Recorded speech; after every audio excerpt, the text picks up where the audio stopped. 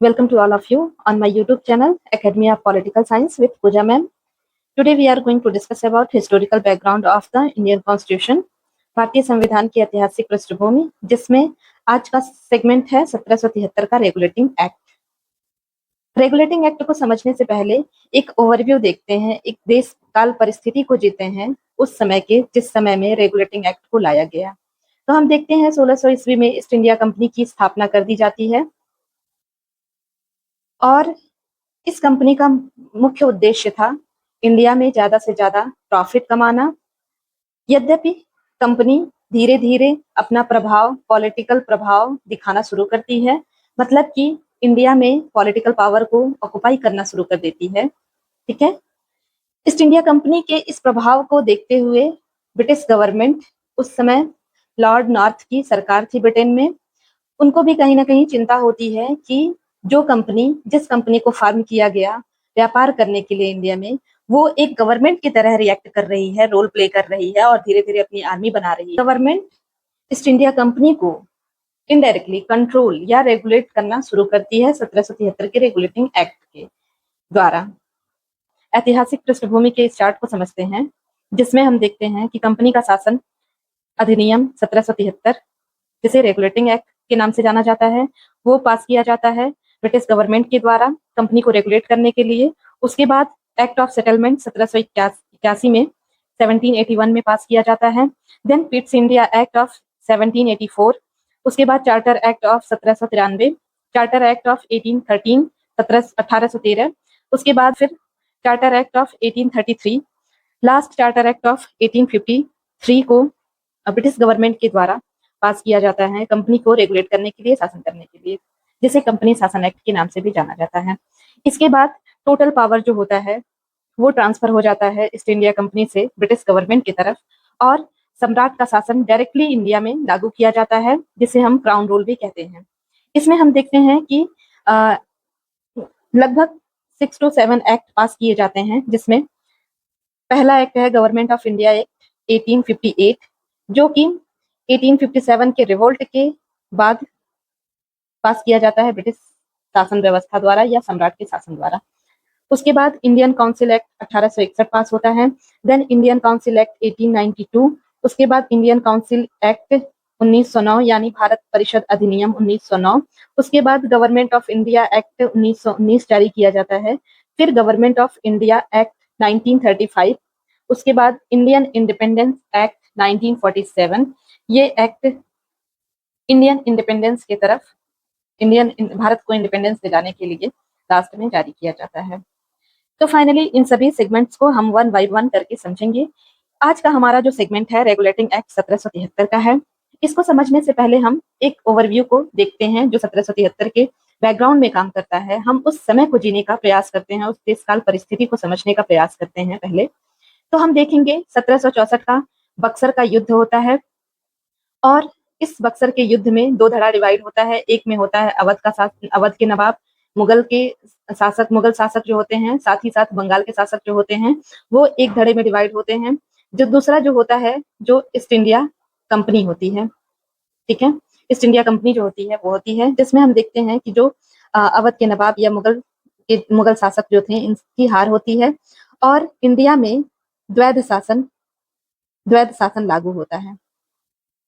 द्वैध शासन मतलब जो दीवानी मामला था, दो भाग में डिवाइड किया जाएगा, जिसमें जो दीवानी मामला था वो डायरेक्टली जाता है, दीवानी इन द सेंस रेवेन्यू का, राजस्व का जो मैटर था, ठीक है, वो डायरेक्ट ईस्ट इंडिया कंपनी के तरफ जाता है।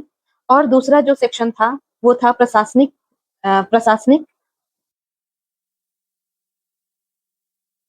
सेक्शन, जिसको न्यायिक प्रशासन भी कहते हैं। ये जाता है डायरेक्टली नवाब के फेवर में, बट इनडायरेक्टली इस पे प्रभाव होता है अंग्रेजों का, क्योंकि अंग्रेज के द्वारा ही नवाब को यहाँ पे अपॉइंट किया जाता था। तो यहाँ पे कहीं ना कहीं ब्रिटिश गवर्नमेंट इंडिया में, जैसा कि मैं लास्ट क्लास में भी बताई थी, 1769 टू 70 के आसपास बंगाल में अकाल की स्थिति होती है और उस अकाल की परिस्थिति में जो कंपनी के शासक थे, जो बंगाल में अकाल होता है जिसमें कंपनी के जो शासक थे उनके द्वारा टैक्सेशन लगाया जाता है, टैक्सेशन एक तरह से टैक्सेशन लगाया जाता है और साथ ही साथ जो उस अकाल की परिस्थिति में जो ईस्ट इंडिया कंपनी के जो प्रशासक थे उनके द्वारा जमाखोरी की जाती है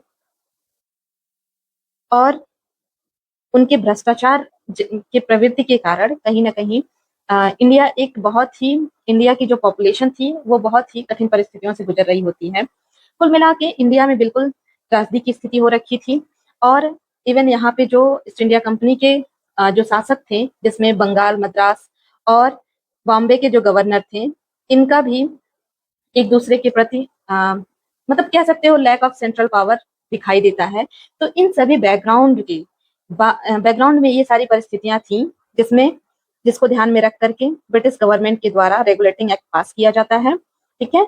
और इस रेगुलेटिंग एक्ट के माध्यम से कंपनी को कंट्रोल किया जाता है। कंपनी जो एक पैरेलल गवर्नमेंट के रूप में इंडिया में कार्य कर रही थी, जिसकी खुद की आर्मी धीरे धीरे डेवलप हो चुकी थी, तो इसको कंट्रोल करने के लिए, इसको रेगुलेट करने के लिए ब्रिटिश गवर्नमेंट के द्वारा उस समय की जो सरकार थी, लॉर्ड नॉर्थ की सरकार थी, और इनके द्वारा रेगुलेटिंग एक्ट पास किया जाता है। तो आज हम डिस्कस करेंगे रेगुलेटिंग एक्ट को।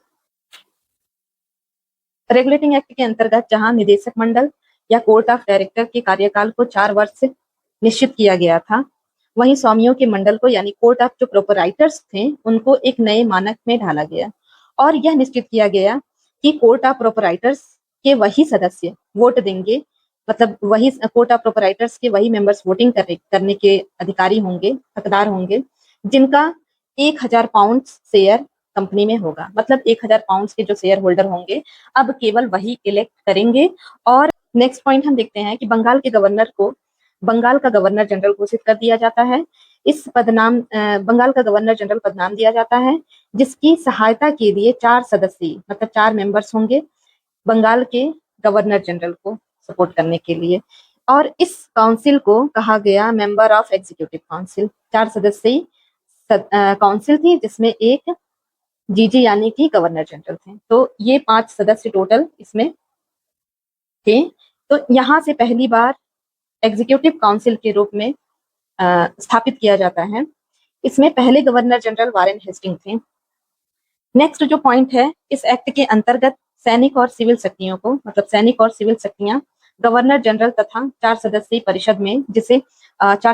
परिषद में यानी कि मेंबर ऑफ काउंसिल्स में समाहित कर दी जाती है और बहुमत के आधार पर निर्णय लेने को सुनिश्चित किया जाता है। मतलब 4 मेंबर्स प्लस 1 जीजी गवर्नर जनरल, टोटल हो गए 5। इन पांचों के आधार पे जो एग्जीक्यूटिव काउंसिल है वो कार्य करेगी। इनमें जिसकी मेजोरिटी रहेगी वही निर्णय फाइनलाइज किया जाएगा। नेक्स्ट जो पॉइंट है, इसमें इस एक्ट के द्वारा बंगाल प्रेसिडेंसी के अंतर्गत मुंबई यानी उस समय का बंबई और मद्रास प्रेसिडेंसी को शामिल कर दिया गया। मतलब कि बंबई प्रेसिडेंसी और मद्रास प्रेसिडेंसी को मर्ज कर दिया गया किसमें, बंगाल प्रेसिडेंसी में। तीनों प्रेसिडेंसी के संदर्भ में बंगाल प्रेसिडेंसी के गवर्नर को गवर्नर जनरल घोषित किया गया। मतलब ये जो तीनों प्रेसिडेंसी थे जिनका अपना अपना क्षेत्राधिकार पहले था, मद्रास प्रेसिडेंसी का अलग क्षेत्राधिकार था और बंबई प्रेसिडेंसी का अलग क्षेत्राधिकार था, इन दोनों को मिला करके बंगाल प्रेसिडेंसी घोषित कर दिया गया। तो इस प्रकार से ये सारे इंपॉर्टेंट पॉइंट्स हैं रेगुलेटिंग एक्ट के। नेक्स्ट जो पॉइंट है वो है इस एक्ट के अंतर्गत, मतलब ये जो एक्ट था इसी के एक्ट के द्वारा पहली बार कलकत्ता में 1774 में एक सुप्रीम कोर्ट को स्टैब्लिश किया गया। ठीक है, ये आप सुप्रीम कोर्ट देख सकते हो, ये है जिसे 1774 में स्टैब्लिश किया गया था। कहाँ पे, कलकत्ता में, वर्तमान में कलकत्ता जो है। और इसके ये जो सर्वोच्च न्यायालय था, इसके मुख्य न्यायाधीश थे एक जिनका नाम था सर एलिजा इम्पे और 3 अन्य इसके मेंबर्स थे। इन 3 मेंबर्स में जिसमें पहले मेंबर जो थे वो रॉबर्ट चैम्बर्स थे, दूसरे स्टीफन सीजर लेमेस्ट्रे और लास्ट जो मेंबर थे यानी तीसरे जो सदस्य थे वो जस्टिस हाइड थे। ठीक है, इसको आप शॉर्टकट में ऐसे याद रख सकते हो कि सर एलिजा एम्पे को देख करके चैम्बर्स में लेमेस्टर हाइड हो गया, मतलब चैम्बर में लेमेस्टर हाइड हो गया। तो कुछ एग्जाम्स में इन चारों के नाम पूछे जाते हैं, तो ये इंपॉर्टेंट पॉइंट है। नेक्स्ट जो इम्पोर्टेंट पॉइंट है वो है सर्वोच्च न्यायालय के निर्णय के खिलाफ ब्रिटेन में स्थापित प्रिवी काउंसिल में अपील की जा सकती थी। मतलब ये जो सुप्रीम कोर्ट बनाया गया कलकत्ता में 1774 में, इसके खिलाफ अगर अपील करना था तो वो अपील प्रिवी काउंसिल जो कि यूके में थी वहां पे की जा सकती थी। इस एक्ट में यानी 1773 के रेगुलेटिंग एक्ट के अंतर्गत यह प्रावधान किया गया कि सपरिषद गवर्नर जनरल मतलब 4 उसकी काउंसिल ऑफ एग्जीक्यूटिव्स और प्लस जीजी, इन चारों को मिला के यानी टोटल 5 अगर किसी निर्णय को पारित करता है तो वह तभी प्रभावी होगा जब उसे सुप्रीम कोर्ट अनुमति देगी। इसका मतलब क्या है? इसका मतलब ये है कि ये जो 4 मेंबर बनाए गए, इनके किसी भी डिसीजन को तब एग्जीक्यूट किया जाएगा जब उसमें सुप्रीम कोर्ट का परमिशन होगा। ठीक है, सुप्रीम कोर्ट उसे अनुमति देगी, वेरीफाई करेगी। तो कुल मिला के इसमें सुप्रीम कोर्ट को ज्यादा पावरफुल बनाया गया। इस एक्ट के अंतर्गत कंपनी के कर्मचारियों को बिना लाइसेंस व्यापार करने और भारतीय लोगों से उपहार व रिश्वत लेना प्रतिबंधित कर दिया गया। यह पहला ऐसा एक्ट था जिसमें ईस्ट इंडिया कंपनी के जो कर्मचारी थे उनके करप्शन के प्रवृत्ति को कंट्रोल किया गया और बिना लाइसेंस के व्यापार को प्रतिबंधित कर दिया गया, पूरी तरह से बंद कर दिया गया था। इस एक्ट के द्वारा ही ब्रिटिश सरकार का जो कोर्ट ऑफ डायरेक्टर्स था, जिसे गवर्निंग बॉडी के रूप में जाना जाता था, निर्देशक का मंडल जो था यानी कोर्ट ऑफ डायरेक्टर्स, जिसे गवर्निंग बॉडी के माध्यम से कंपनी पर नियंत्रण रखा गया। मतलब कह सकते हो कि जो कोर्ट ऑफ डायरेक्टर था, इसमें ब्रिटिश गवर्नमेंट थी उसका कंट्रोल था, लागू हो गया। तो कोर्ट ऑफ डायरेक्टर के माध्यम से British government east India company को कंट्रोल करना शुरू की, रेगुलेट करना शुरू की।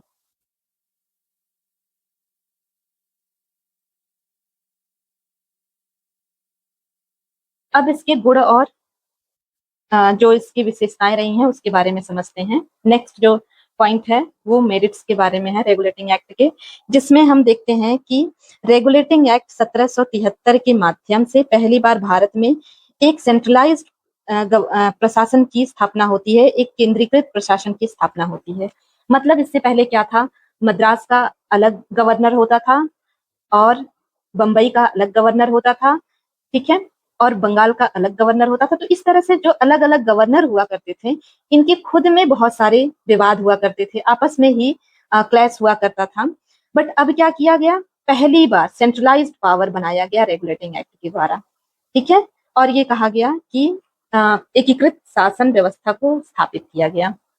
दूसरा जो इम्पोर्टेंट पॉइंट है, मेरिट है, वो कंपनी के कार्य पर ब्रिटिश सरकार का नियंत्रण हुआ। पहले ईस्ट इंडिया कंपनी जो कि इंडिया में मनमानी तरीके से रूल करती थी, जो कि ईस्ट इंडिया कंपनी के इंटरेस्ट से ज्यादा अपने इंटरेस्ट को, उसमें जो एडमिनिस्ट्रेटिव ऑफिसर्स हुआ करते थे वह अपने इंटरेस्ट को, अपने हित को ध्यान में रख करके कार्य करते थे। तो इन सभी प्रवृत्तियों पे, कंपनी के सभी इस तरह की प्रवृत्तियों पे कंट्रोल करने के लिए पहली बार ब्रिटिश सरकार एक्ट लाई, जिसे रेगुलेटिंग एक्ट कहा गया। दूसरा, जैसा कि आपने लास्ट सेक्शन में पढ़ा कि इस एक्ट के यानी कि 1773 के एक्ट के माध्यम से जो भी पुरस्कार या फिर एक तरह से पुरस्कार लिए जाते थे या फिर जो चुपके से लाइसेंस दिया जाता था या बिना लाइसेंस के जो व्यापार किया जाता था, इस करप्शन जैसे सिस्टम को भी कंट्रोल किया गया। दूसरा, पहली बार इंडिया में सुप्रीम कोर्ट को स्टैब्लिश किया गया इस एक्ट के द्वारा, 1773 के एक्ट के द्वारा पहली बार इंडिया में सुप्रीम कोर्ट की स्थापना की गई, ठीक है।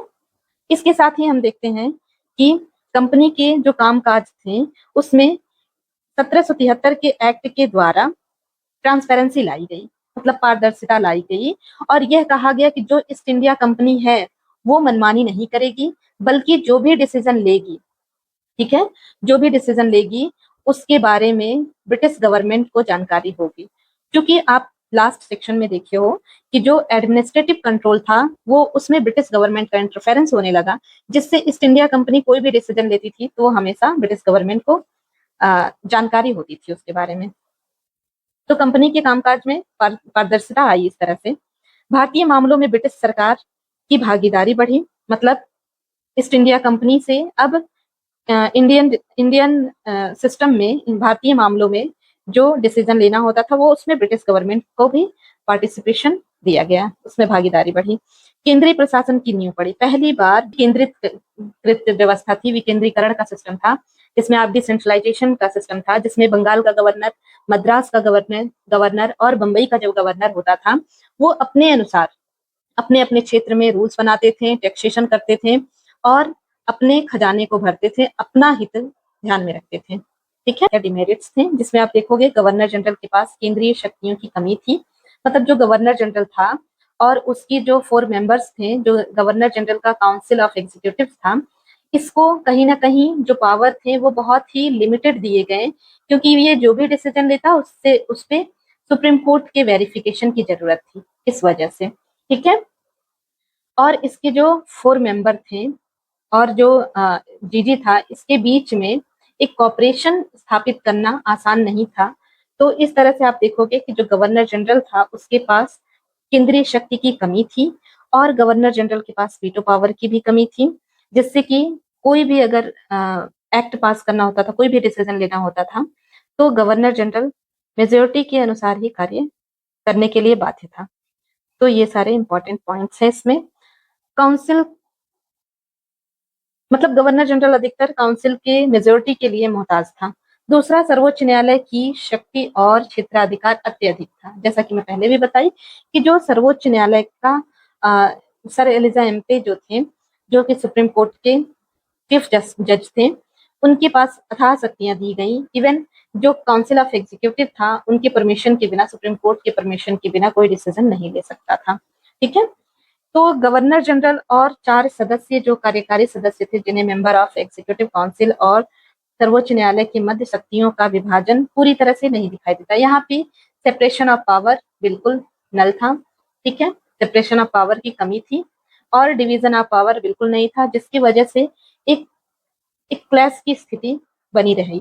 ठीक है, दूसरा, हिंदुओं और मुस्लिम्स या फिर जो मुसलमानों के निजी कानूनों में इंटरफेरेंस शुरू हुआ सुप्रीम कोर्ट का। ये भी एक इसकी कमियां रही हैं कि जो हिंदू थे और जो मुस्लिम्स थे, उनके पर्सनल लॉ को ध्यान में रखने के बजाय उनको जो उस समय के जज थे वो अपने अनुसार निर्णय दिया करते थे, जिससे हिंदू और मुस्लिम्स के निजी कानूनों में भी हस्तक्षेप। तो जो मुस्लिम और हिंदू पर्सनल लॉज थे, इंटरफेरेंस शुरू हुआ सुप्रीम कोर्ट का उसमें। दूसरा, भारतीयों के लिए कोई स्पष्ट व्यवस्था नहीं की गई। रेगुलेटिंग एक्ट से इंडिया के जो आम जनता थी उनको बहुत सारी उम्मीदें थी, बट इस एक्ट में इंडिया के लिए कोई स्पेशल प्रोविजन नहीं किया गया। ये भी इसके डिमेरिट्स में है। अगर आपको ये लेक्चर इम्पोर्टेंट लग रहा है तो आप इस चैनल को सब्सक्राइब कर सकते हैं, जिससे आने वाला वीडियो आपको आसानी से प्रोवाइड हो सके। Thank you for watching.